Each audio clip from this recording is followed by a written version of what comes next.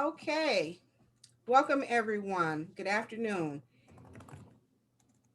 Welcome to another episode of College and Career Pathways, where every Monday, Wednesday, and Friday at 2 p.m. we provide you with information on various colleges and universities, financial aid, resources, technical schools, skilled trade professions, employment opportunities, career exploration, and career readiness skills, all designed to help you make the best career decisions possible.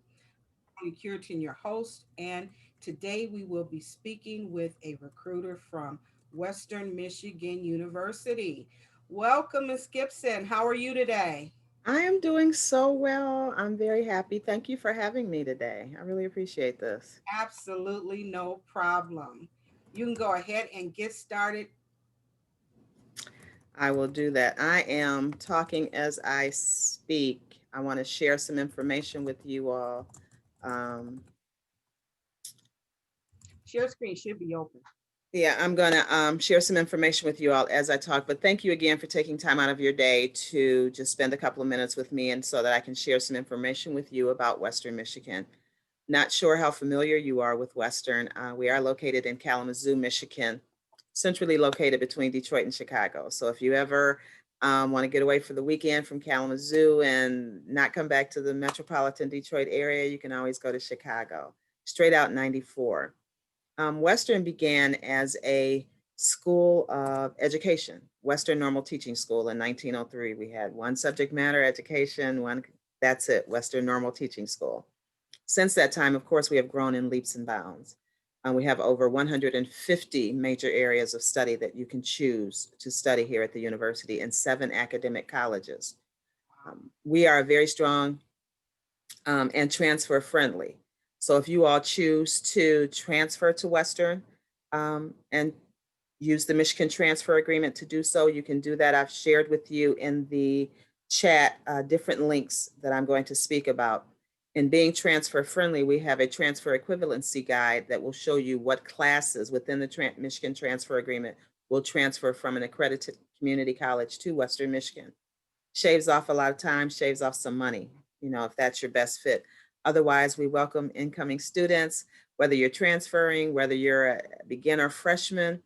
We have 150 programs you can choose from. If you're not sure what you want to study, then you can go into our university curriculum or exploratory advising program, which is available to students.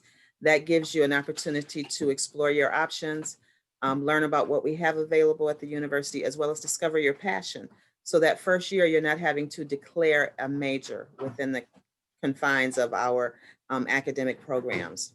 The 7 colleges that we have on our campus are the College of Arts and Sciences, which is our largest college. That's where you will find your communications, your psychology, your criminal justice, your foreign language.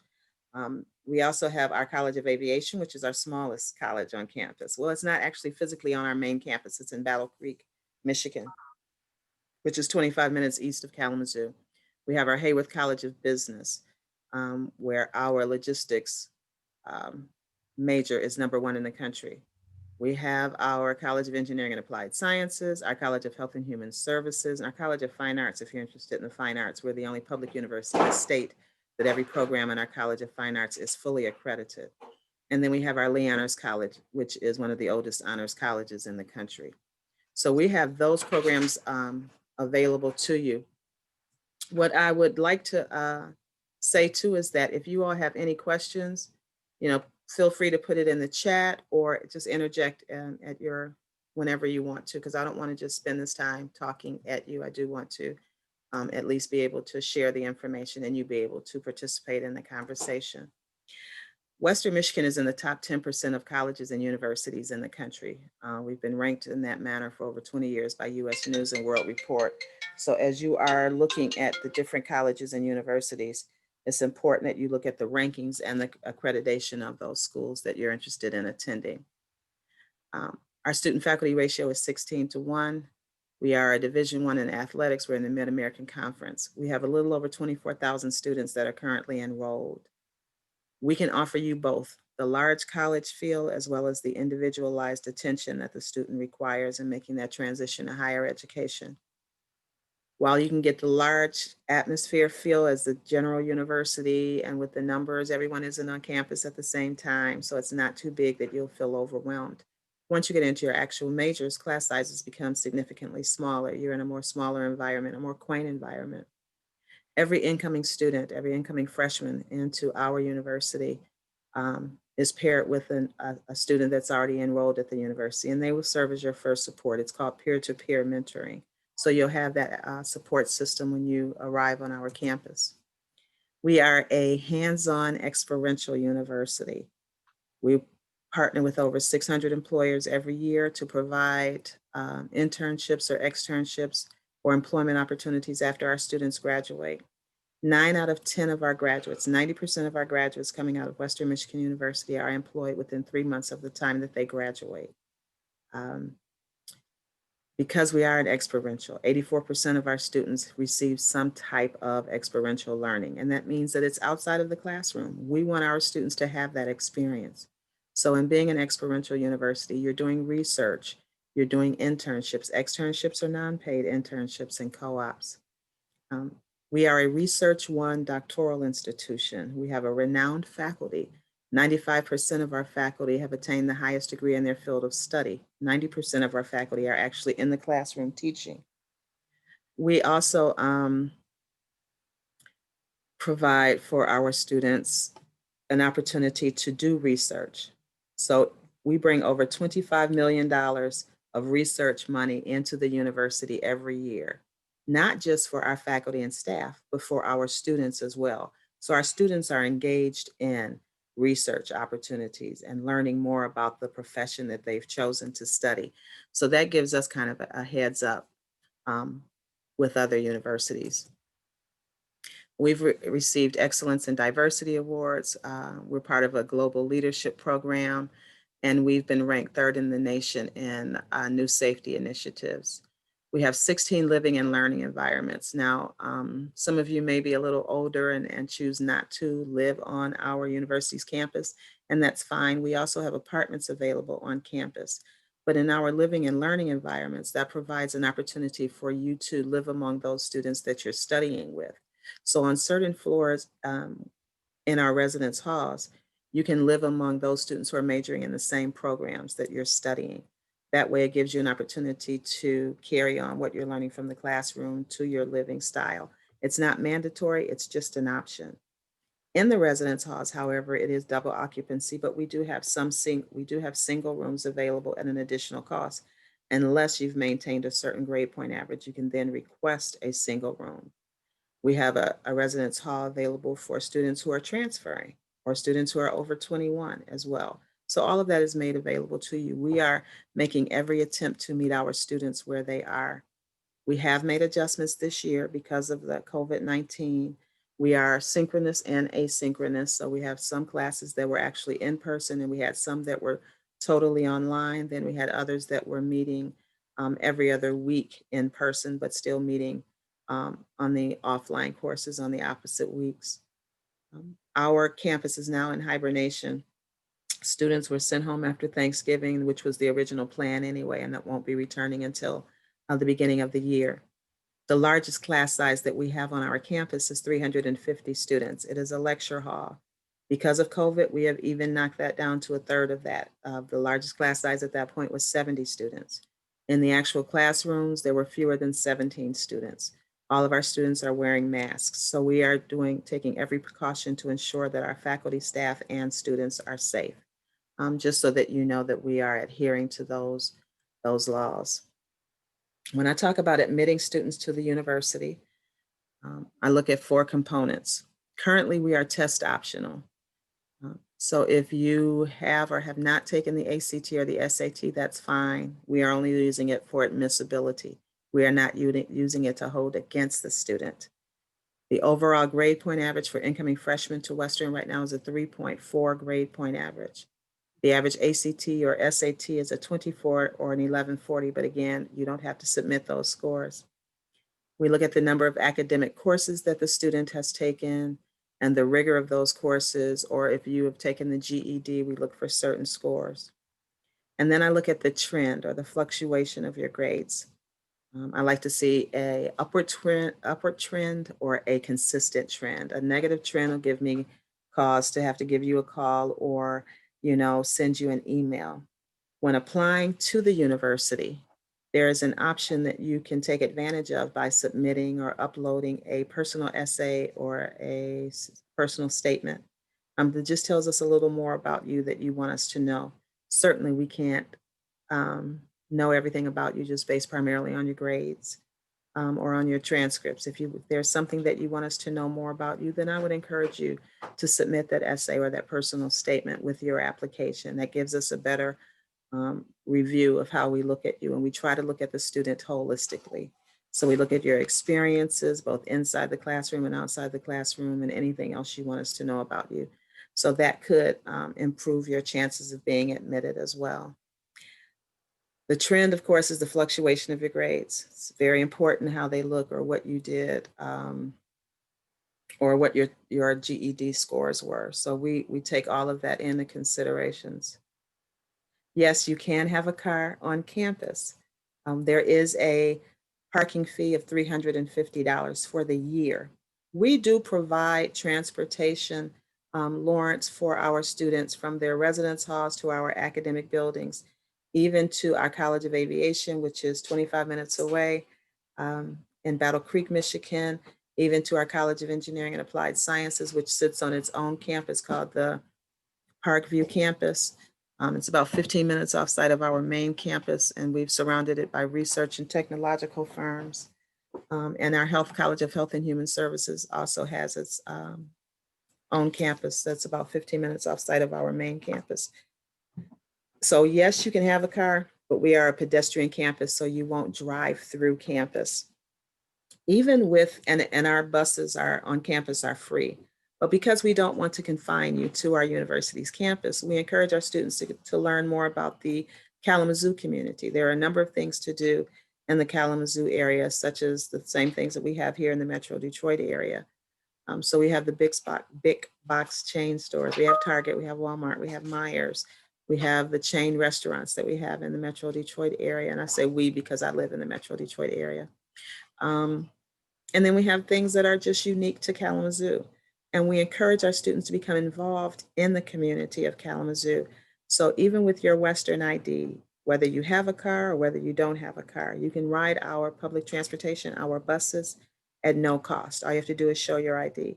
I always encourage students, even if you have a car, to get on the bus and just peruse your city and just learn more about it and just take advantage of the fact that you don't have to pay attention to traffic signals or the other drivers because you're on a bus, you're riding. And that's a great way to learn where you are. And if you're going to spend the next 3, 4, or 5 years at our university, you want to know about the city in which you're going to live. So we always encourage students to get engaged.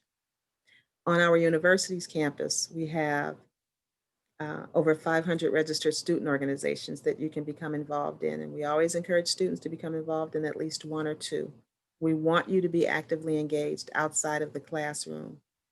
Of course, your academic work is important, but we also want you to be well-rounded. So we have 33 sororities and fraternities. We have intramural sports. We have clubs that are associated with your major area of study. So we want to ensure that you're able to do things outside of the classroom, while of course being in the classroom is just as important. If you, there's going to be a difference in how you study.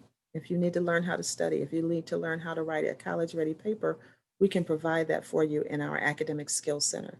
We have a writing center that will teach you how to write a senior thesis. We have a nationally recognized program called Supplemental Instruction, guaranteed to improve your grade. The supplemental instruction is a group tutoring.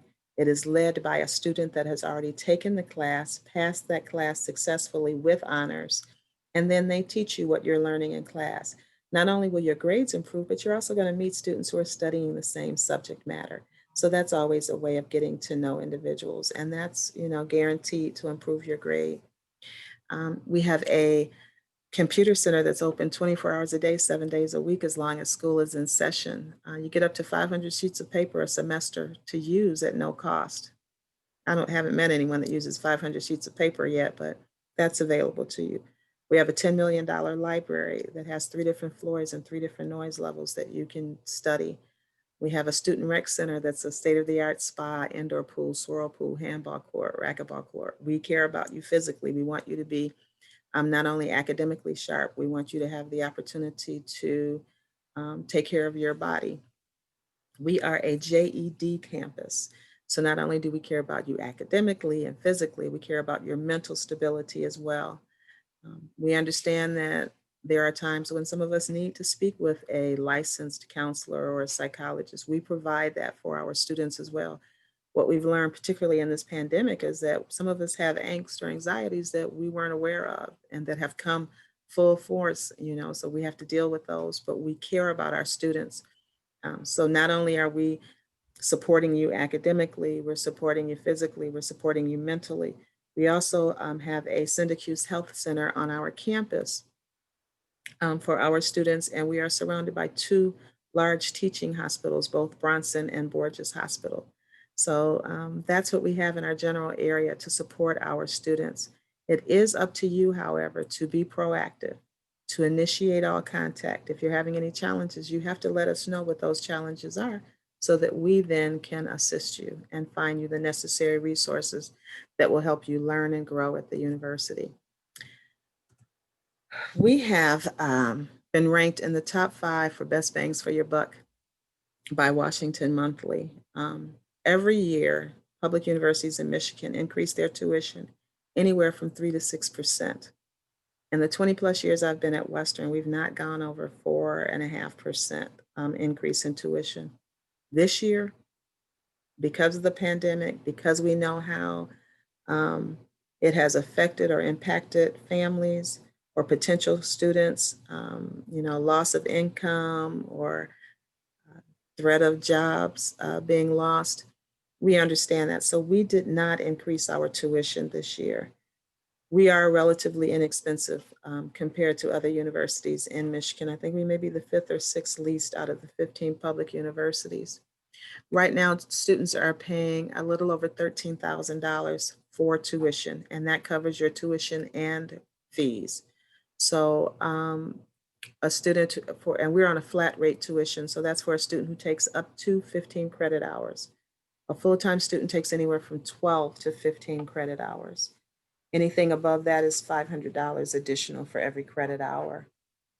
The fees are the costs that are associated with anything you utilize while you're at the university. The rec center, you don't have to pay every time you go. It's already included in your fees. Our athletic events, all of our students can go for free. You don't pay every time you go. It's already included in your fees. We're a wireless university. You can get Wi-Fi anywhere on our university's campus. The buses that you take, you're not paying for. So all of that is inclusive. So the $13,000 is inclusive of tuition and fees. If you have any classes that require a lab, there's a fee for the lab. It's already included. So, all of that's rolled into one. So we take that right off the top so that you're not concerned each time you utilize our services, how you're going to pay for them. They're already included. The room and board cost, depending upon where you live, and if you're in a single or a double room, or if you're in our apartments that we have on campus, will vary. Right now, for room and board, it's running just a little over $10,000, and that's inclusive of your housing as well as the meal plan that you choose. So we have 6 residence hall, cafeteria, or dining halls that you can choose to dine in. We have the newest one, and we're currently in construction of other newer buildings on our campus. Because of the pandemic, we had to shut down construction, and then we began again in the fall. So we have a newer residence hall called Arcadia Flats that is opening.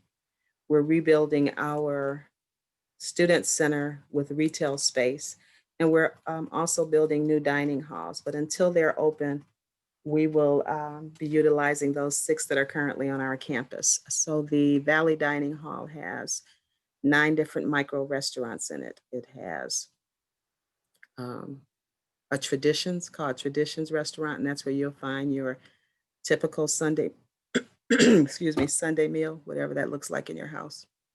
We have Quiones, which is Mexican. We have Asian cuisine. We have pasta, we have brick oven pizza, we have chicken and waffles, we have burgers and fries, you name it, we have it available for you. So all of that's inclusive in your room and board.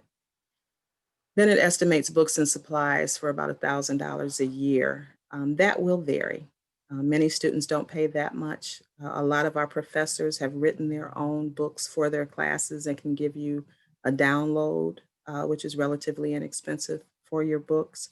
So that will vary. And then what else they include is, like you asked, Lawrence, if you can bring a car. So they may put a stop, see how much you'll pay for gas or rent. So all of that's inclusive of that. So all of this is an estimate.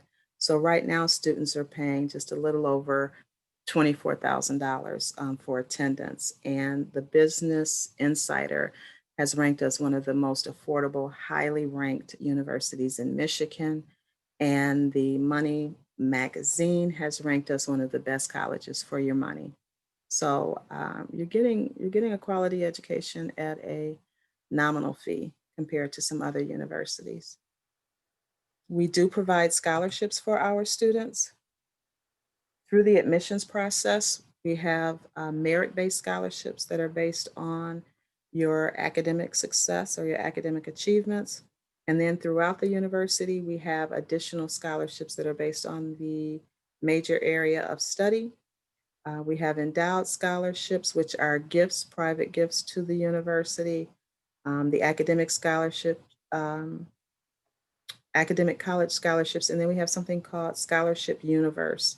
And once a student is admitted to the university, they have access to the Scholarship Universe, which will list additional scholarships at the university. We have a program also called the CETA Scholars.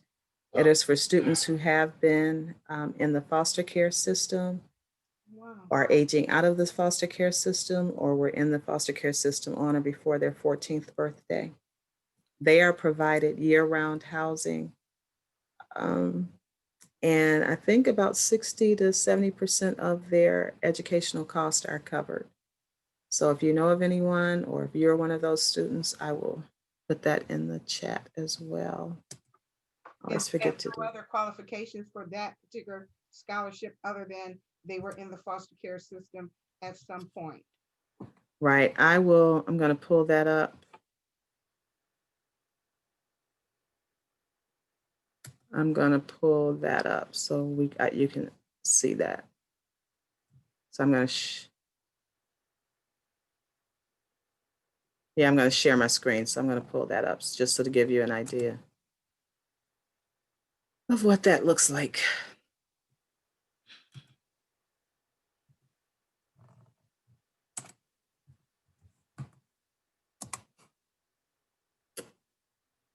Mm-hmm.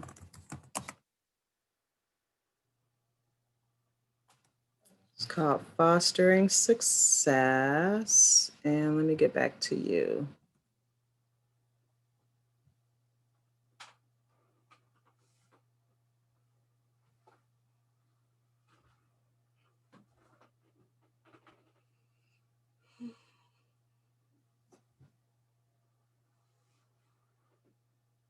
Can you still see me? Because I can't see you.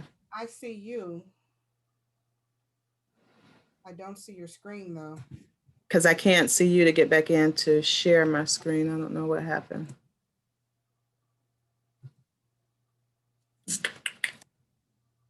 Doggone it. I can hear you. I'm in. Okay, there you are. Okay. So let me share the.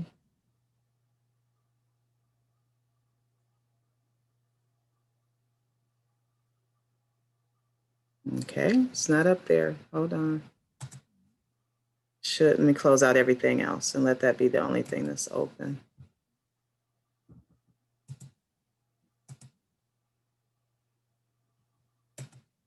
So everything else should be closed.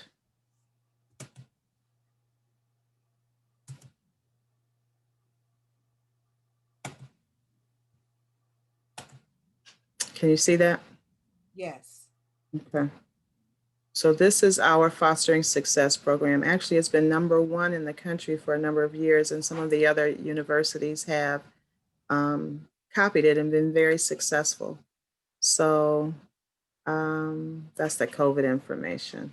But we provide campus coaches for our students that are available to them 24 hours a day, 7 days a week. This talks about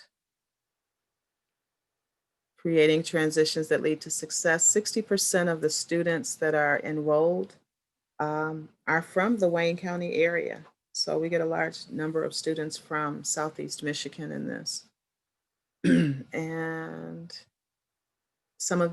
many of our scholars have been very, very successful. I think this may be our 12th or 15 years. And this talks about that, made the dean's list, studied abroad. We have a study abroad program, which of course has been shuttered due to the COVID. But once that reopens, we have 90 programs in 100 countries. So that's available to you. We again provide year-round residence halls or campus living, I should say, because you can live in our apartments. So they've held leadership positions on our campus. So, and then it talks about our extended support. So, there are a number of varied things that you can do on in our campus, but we are strong supporters. So, any questions so far? Anything else I can share with you all? So this is the number for our CETA scholars, and then this is the website. Ms. Gibson, I do want to ask you whether or not Western has a bridge program. We do have a conditional admissions program called Alpha, and the conditional admissions program is for students who would not be regularly admitted to the university who might meet our minimum requirements.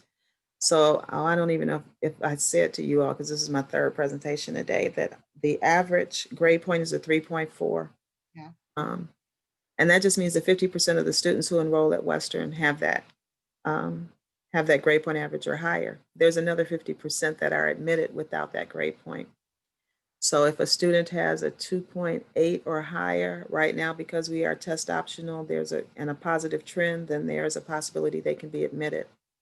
If they meet our minimum requirements of a 2.5 to a 2.7, 2.79, then they can be admitted into our Alpha program. Okay. And the Alpha program is conditional admissions. It's a contractual program. The student is asked to sign the contract, and it's for a year. You're only in this program for a year. And it just asks that you go to class every day. Well, I just explained to you, you're going to be paying almost $24,000. You want to go to class every day. That you meet with your advisors regularly to ensure that you're on track for graduation, that you utilize our academic skills center, our library, our computer center, our writing center, that you take advantage of all of those things that are available to you.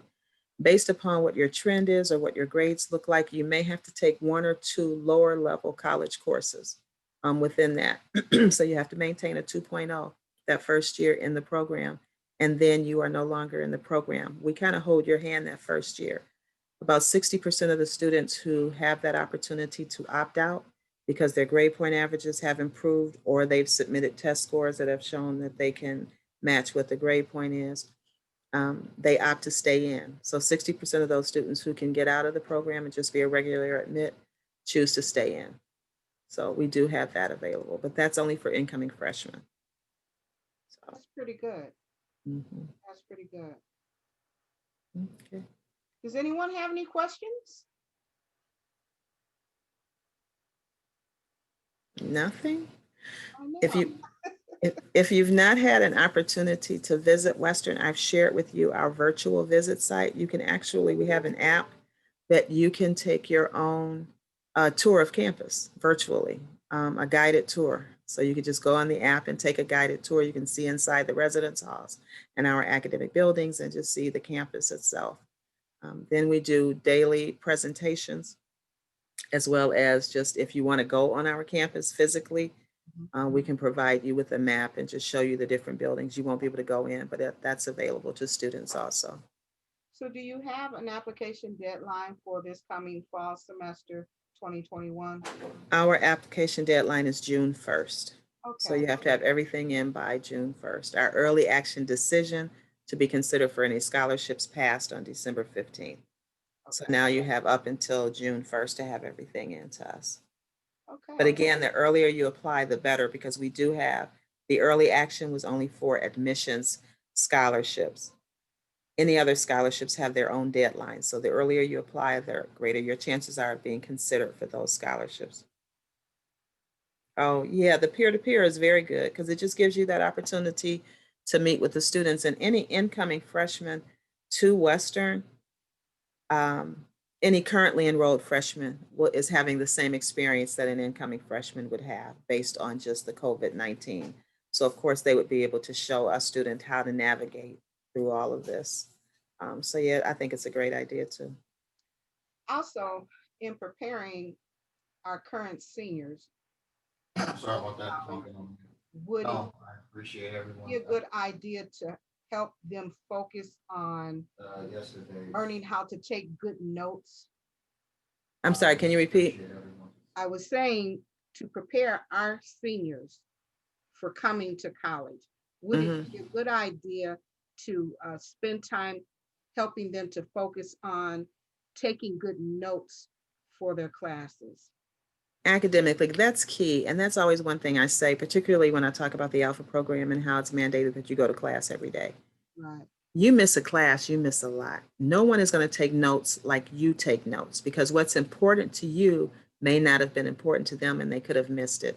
So, absolutely, you should know how to take notes, highlight, and just reinforce and then retain what you're being taught, and then listen for those key words that your instructors are teaching you. So, even at Western, having to make that transition again in our academic skills center, we teach you how to look for those prompts and how to study. But you absolutely need to have that on hand when you come. So yeah, you taking notes is key. Are students able to record their lectures?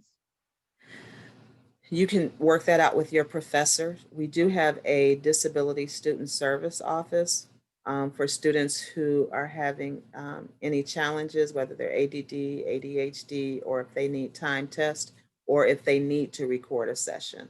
So if there are some documented evidence that the student needs these services, they'll have to go through the disability student services. If they just want to uh, record the lecture, then they do have to get the permission of the professor. Do you get many students that have IEPs and development plans? We do. We Wow. absolutely do. Mhm. Okay. That's really good to know. Yeah. Yeah. Everybody should have an opportunity to learn. So we just want to work with them. As long as they have to be admissible. So if they're admissible, then yes, we do have the disability student services to help them, guide them through this transition. That is Mhm. really good. I'm really glad to hear that because that's all students don't get accommodations. Yeah. Yeah. We've done pretty good in meeting students where they are and trying to accommodate them. I don't know that we've always been 100% successful, but we've made every attempt to be. So, Good deal. Good deal. Well, if there aren't any more questions from anyone other than myself, I'm going to thank you, Ms. Gibson, for joining us today. You provided a lot of great information. I know it will be helpful to a lot of our students as well as our staff. And I'd like to thank everyone for joining us again today and wish you all a great day, a great weekend, great there's holiday. there's another question. Yes, you guys are welcome. Thank you for having me again. Thank you for taking the time out of your day to meet with me. But yes, we are part of the Common Application as well as the Western online application. So there was a question in the chat. Good So, deal. so I have you down for 3 o'clock too. Do we have another session or is it just this one? Oh, it was just this one Oh, okay. from 2 to 3. All right, cool. Thank you, everyone. Happy holidays. Have a Thank you. have a great weekend, All everybody. right. Thank you.